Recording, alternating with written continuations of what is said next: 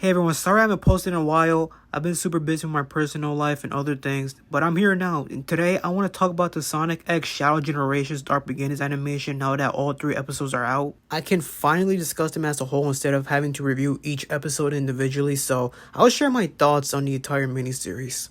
This miniseries explores the collision of past and present as Shadow embarks on a frantic chase for the truth and understanding. Shadow throughout this miniseries is haunted by his past, and he eventually finds out that these nightmares that he's been experiencing aren't just lingering pain but are triggered by a force he believed was destroyed a long time ago. That being the black arms from Shadow the Hedgehog. Now, what do I think about the Dark Beginnings animation as a whole? It's really great. I actually really liked it. I loved everything from the art style, the tone, the voice acting. Kirk Thornton in particular has really grown to the role of Shadow. If you heard any of his voice work throughout this year, you can hear the improvement. While he may not be my favorite Shadow voice, I still prefer Jason Griffith since I grew up with his portrayal of the character. I have to give credit where credit is due. Based on his voice work in Shadow Generations, he's gotten better there as well, so I'm excited to see how well he does in future Sonic games. If they decide to keep him, which I think they will. They probably most likely will. I also appreciate how the animation revisits Shadow's tragic past and shows how it continues to weigh on him. It was great to see characters we haven't seen in ages like Emerald, who hasn't appeared in any form of Sonic media since Battle.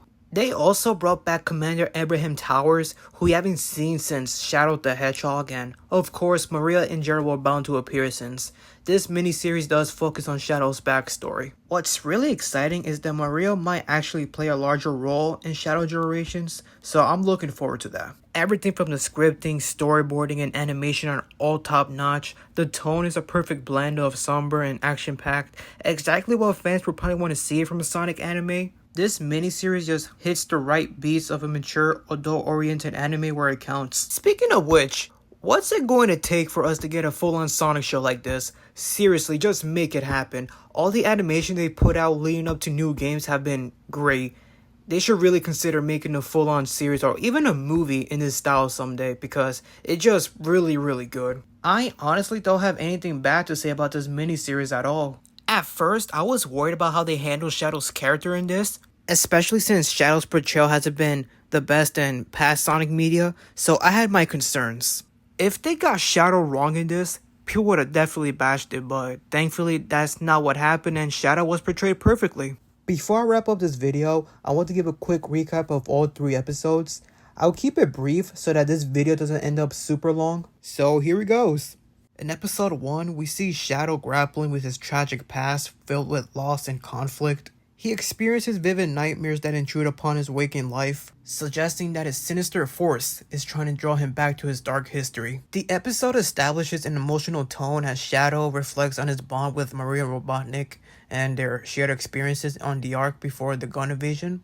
This is where we see Emerald make his return and he attacks the Ark, leading to that fight scene that we see in the teaser trailer. This fight scene is actually really cool to watch as we see Emerald copy Shadow's moves, but eventually Shadow does land a hit. This is where things are going bad for Shadow as once he punches Emerald, he actually ends up punching a giant pane of glass, which reveals that this has been all an illusion. Like, this is not real. After this, Shadow confronts his traumatic memories, including Gerald's holding cell and the moment Maria was gunned down, depicted through the imagery of a thunderstorm. And we get hints at the return of Black Doom and him being a sinister force, drawing him back to those memories.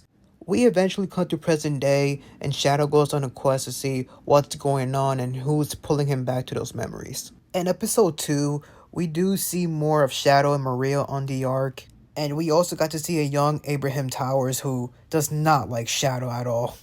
We get a moment where Maria pretty much tells Shadow that she knows that he's having a hard time looking for answers, but she knows that one day he will. We cut to present day as Shadow is on a mission to uncover the truth and attacks Dr. Eggman's base. During the battle, he encounters both Rouge and Omega, who help him fend off Dr. Eggman's robots. Shadow reveals his belief that the Black Arms have returned and expresses his urgency to reach the Ark. After defeating Eggman's forces, Rouge offers Shadow to help him find a spacecraft, but only if he agrees to attend Sonic's birthday party. Reluctantly, Shadow accepts, setting the stage for episode 3.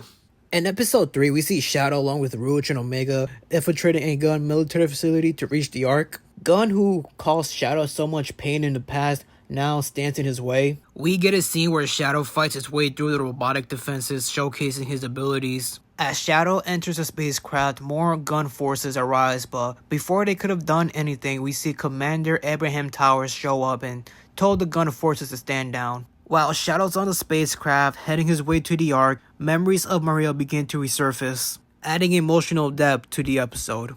And to close up the episode, we get a shot of the moon that was destroyed for Sonic Adventure 2, and right next to it you can see the space colony Ark. And that's where Sonic X Shadow Generations Dark Beginnings ends. Now we'll just have to wait for Sonic X Shadow Generations to come out, which is really close by as I'm making this video. I won't lie, the scene where Shadow is in the spacecraft thinking about Maria really got to me. It made me feel bad for everything he's went through on the Ark. Shadow may have moved on, but that doesn't mean his trauma just disappears. Like I mentioned earlier, I'm glad they brought back characters like Commander Abraham. I wasn't sure if he showed up, but there he was. I also like how they reference events from the Shadow the Hedgehog game, which is kinda crazy to see. 10 years ago, they probably would not have touched on this and just forget that the game even existed. But I'm glad that they're finally embracing their history. But overall, that's gonna be the end of this video. Give it a like if you enjoyed this, and I'll see you again when Sonic X Shadow Generations drops. Peace.